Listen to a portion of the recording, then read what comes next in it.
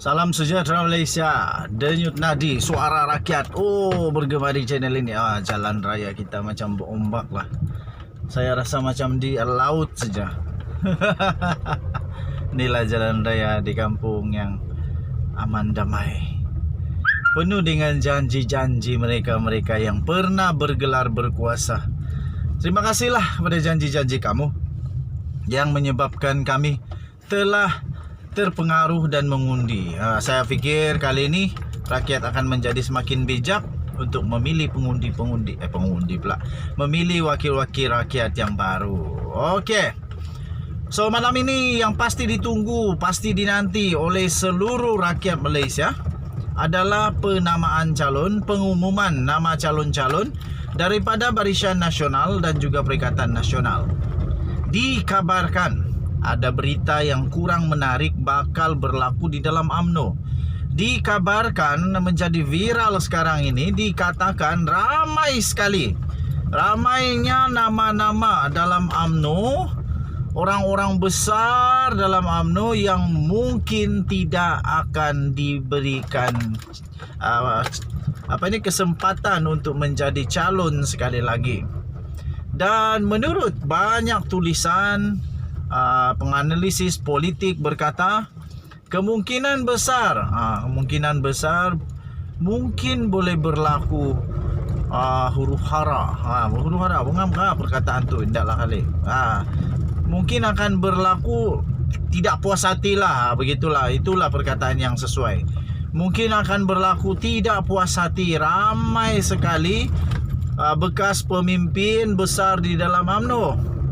Antara yang paling disebut-sebut sekarang ini yang menjadi viral di seluruh Malaysia tidak lain dan tidak bukan adalah Syahidan Kasim. Syahidan Kasim yang kita tahu memang dia ini tidak sebulu dengan Zahid Hamidi. Dan dikatakan Syahidan Kasim sendiri menulis di dalam akaun media sosialnya, antaranya dia kata semua pejabat UMNO di parlimen yang dia tempat berkuasa akan ditutup serta-merta, kemudian bendera pula akan diturunkan. Wow, buat pertama kalinya dia kata. Jadi ada ramai yang mengatakan bahawa ini mungkin adalah satu tanda tidak puas hati. Tapi jangan sampai sabotaj lah. Anda bagus juga kalau sabotaj parti sendiri. Sehingga ramai yang kata lebih baiklah orang-orang yang tidak dicalonkan ini, yang mereka mereka bagi satu nama, yaitu yang dipancung. Yang dipancung. Woi, ganas juga nama aja. Untuk bertanding menggunakan calon bebas. Kalau mereka bertanding menggunakan bendera bebas atau sebagai wakil rakyat bebas, kita akan melihat banyaknya huru-hara pasti berlaku di dalam UMNO. Apa tidaknya di tempat itu, kalau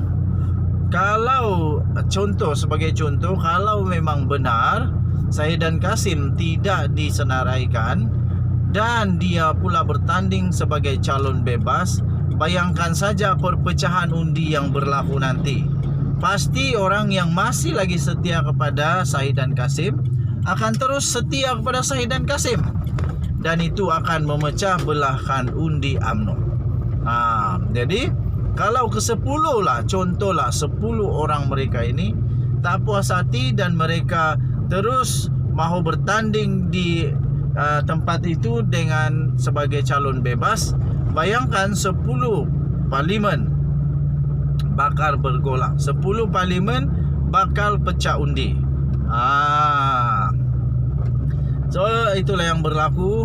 Kita nantikan bersama, betulkah ini akan terjadi ataupun ini hanya akan menjadi satu kabar angin saja. Tapi selalunya di Malaysia ini politiknya bermula dengan kabar angin.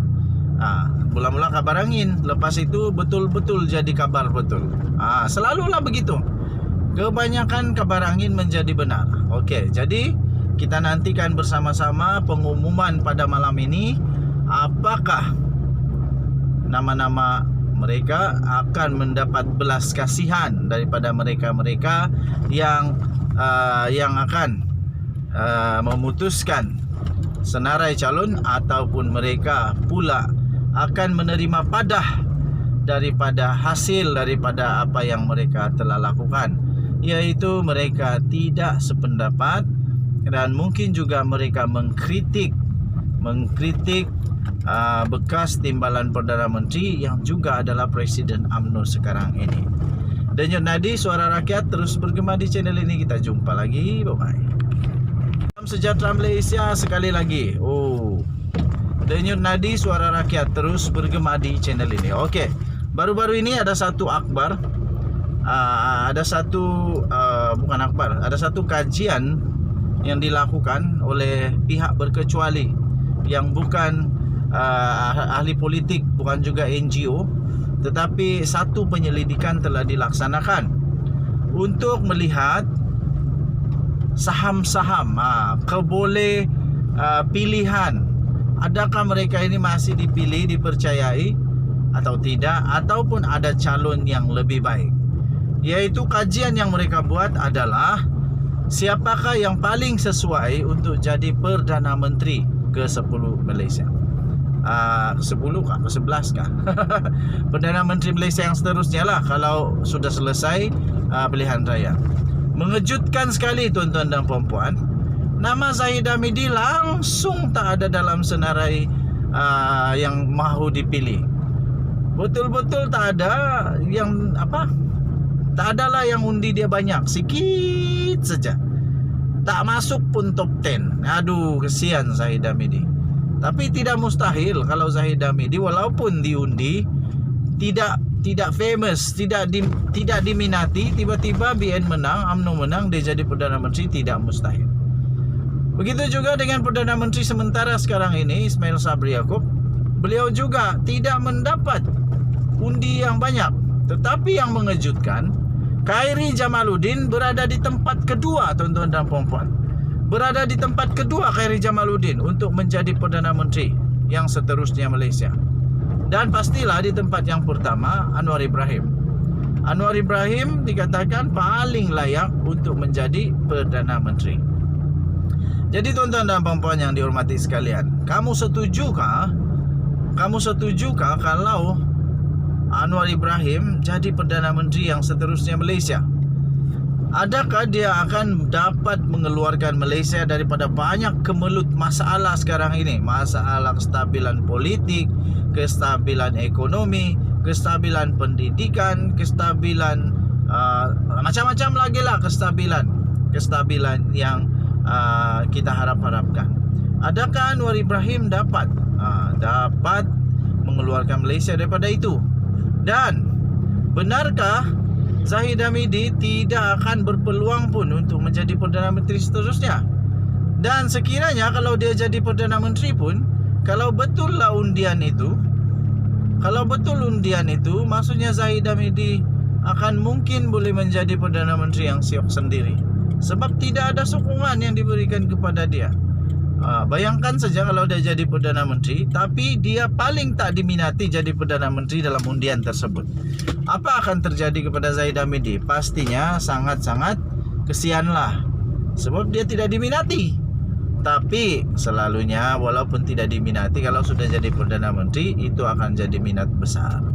Tapi yang penting dulu ialah dapatkah Zahid Hamidi menjadi ketua di dalam perjuangan kali ini untuk membawa UMNO Barisan Nasional menang, dan seterusnya dapat menyelamatkan mereka daripada didakwa seperti yang Zahid Hamidi ucapkan di dalam ucapan beliau itu. Okey, so saya sebagai admin The Twin TV, hentikanlah semua pendakwaan itu. Jangan lagi lah pakai badan-badan kehakiman undang-undang negara Malaysia untuk kepentingan politik sendiri. Kalau ada berlaku, kalau tiada baguslah, kalau ada hentikanlah. Satu, berdosa. Kedua, tak baik, tak bermoral. Ketiganya ialah menyusahkan rakyat. Okey, so apa pendapat kamu? Boleh tinggalkan komen. Apa komen kamu? Sila tinggalkan komen. Denyut Nadi Suara Rakyat terus bergema di channel ini. Bye bye.